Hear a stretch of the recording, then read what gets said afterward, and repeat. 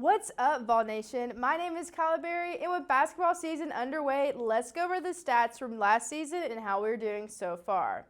Our men and women's teams had a great 2021-2022 season.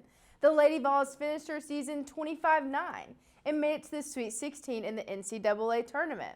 The men's team went 27-8 overall, winning the SEC championship after beating Texas A&M 65-50. However, the basketball sadly lost to Michigan in the NCAA tournament round of 32. The Lady Vols started the season this year ranked at number 4 in the USA Today preseason coaches poll. So far, they have played 4 exhibition games against Carson Newman.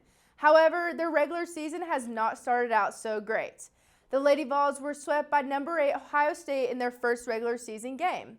The Lady Vols struggled with the pressure from the Buckeyes defense, which led the Vols to turn the ball over 29 times, which gave Ohio State 37 points at the end of the game.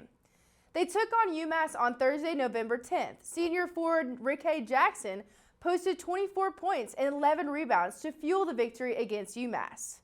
The Lady Vols took on number 12 Indiana on Monday night. Jasmine Powell had a great game with a double-double and 3 14-plus scores. This, unfortunately, wasn't enough to save the Vols. They lacked on the offensive side and missed several shots with 15 turnovers. The final score was 79-67. The Lady Vols head into their next game against Rutgers in the Bahamas. The men's team also had a successful season last year. They went undefeated at home and brought the SEC championship trophy back to Rocky Top. The men's team started off in their season ranked number 11 in the AP preseason poll and kicked off their regular season with a win over Tennessee Tech. They faced their first loss against the Colorado Buffaloes, 78-66. The Vols had a good lead up until the second period. Altogether, the Vols shot 30 free throws with an 80% hitting rate. Unfortunately, the Big Orange could not come back from the poor shooting performance and turnovers. During game press conference, Coach Rick Barnes said, quote, "The Buffaloes controlled the game from start to finish," end quote. The Vols defeated the Florida Gulf Coast Eagles on Wednesday night, leading the score 81-50. Defensively, the Vols had a great game. Mayshak broke career records Wednesday with 10 points, 4 rebounds, and 2 assists in just 22 minutes against the Eagles. The Vols are now preparing for the Butler game next Wednesday in the Bahamas.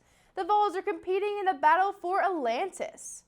Both teams have bold predictions for the 2022-2023 season. They have the potential to not only an SEC, but a national championship. Kelly Harper has a chance to win Coach of the Year with 2 tremendous accomplishments for her team.